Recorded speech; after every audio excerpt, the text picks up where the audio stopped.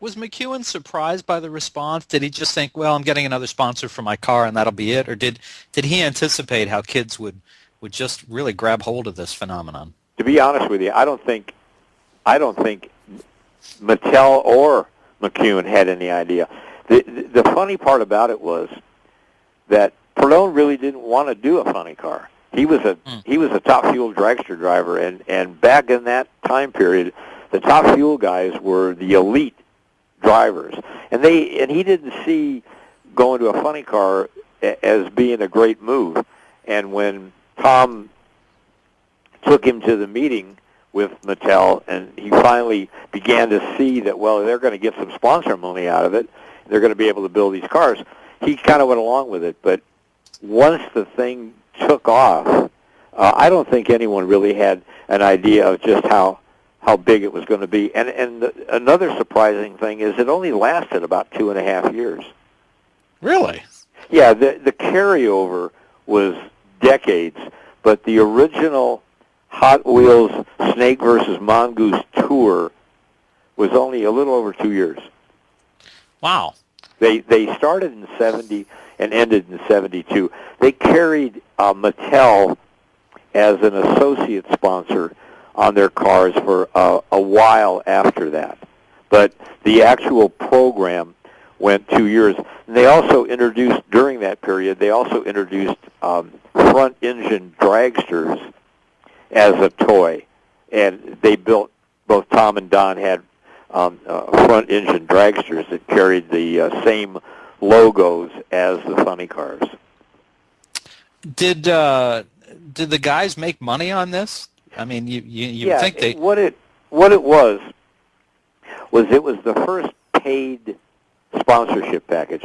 So what they got was money to build the cars, money to pay for their tours, and a certain salary that they pulled off of it. So they were, in essence, paid professional drag racers. Are those original cars? Are they worth any money now, or were they too mass produced for that? Oh, no. You mean the toys or the real cars? No, the toys. The toys have, I'm going to say they made $1 million or so, but they became collector items, and there were also some spin-offs where Mattel Toy Company came out with large versions of the tiny cars and sold them. There was, and they had noise, and one of the things you bought had a Christmas tree starting light, and you put batteries in it, and the car would make noise and do a wheelie, and the lights would change. So they had a variety of toys that went along with the Snake versus Mongoose original Hot Wheels little cars. Mm-hmm. And did the idea of marketing and what they did with these cars, has that changed the sport over the years? The way it changed the sport was the fact that Tom McEwen and Don Perdone carried around the country at a wide variety of racetracks. They carried a non-automotive logo on the side of the car. So along with it, they had Coca-Cola, and there was some secondary sponsorship that went along with that. And it was the first real sponsorship package for drag racing. And that sort of lit the fire in guys like Roland Leong and other big names at the time to go after non-automotive sponsorship. And by pointing a finger at how successful the Hot Wheels program was, they had an in. They could illustrate that, hey, look, we're reaching, hundreds of thousands of people. And so it began the Budweisers and the Coors and the sponsorships that you see today. Wow. Now, I understand this is a significant year for this partnership, if you will. Yeah, it's going to be the 40th anniversary of the introduction of the Hot Wheels cars. So it's the Hot Wheels cars. It's not just It's not just the snake versus mongoose. It's the Oh, whole. no. The snake versus mongoose rivalry goes back a few years prior to the introduction of or the deal with Mattel. The snake got his name and they nicknamed him the snake, and he decided to put that snake on his helmet. And there was a guy who manufactured dragster parts named Ed Donovan. He's passed away now, but Ed Donovan went to McEwen, and he goes, "Hey, the snake's got a snake on his helmet. What's the thing that kills snakes? A mongoose. Why don't you get a mongoose painted on your helmet?" And that's sort of the way it happened. McEwen went out and had he said the ugliest rat he could think of painted on his helmet, and it got picked up in the sport newspapers like Drag News, and they started to pick up on the rivalry, saying, "Why don't you come out Saturday night to Long Beach and see the snake versus mongoose?"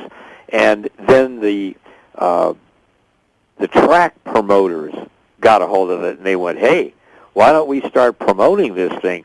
We'll get more fans in the grandstand." So they started doing a radio a long time ago. They didn't have the type that you're doing, but they had regular radio broadcasts, and they'd rock and roll stations, and they'd get on, hey, come out to Long Beach or wherever they were running and see the snake and the mongoose, blah, blah, blah. And it would bring in crowds.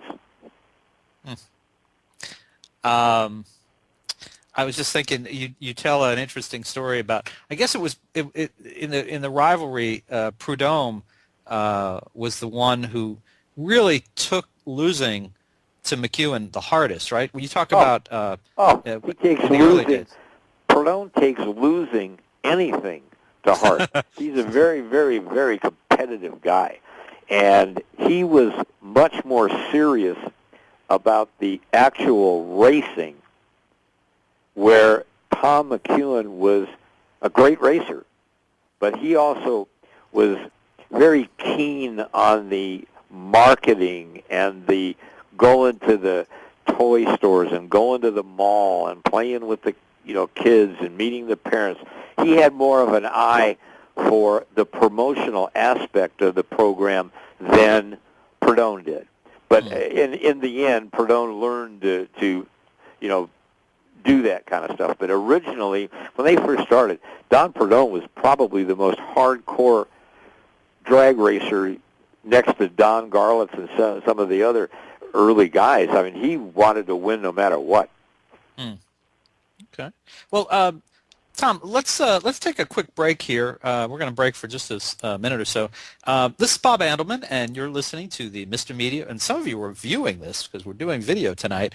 You're listening and watching the Mr. Media radio interview with Tom Madigan, author of Snake versus Mongoose, How a Rivalry Changed Drag Racing Forever. And we'll be right back.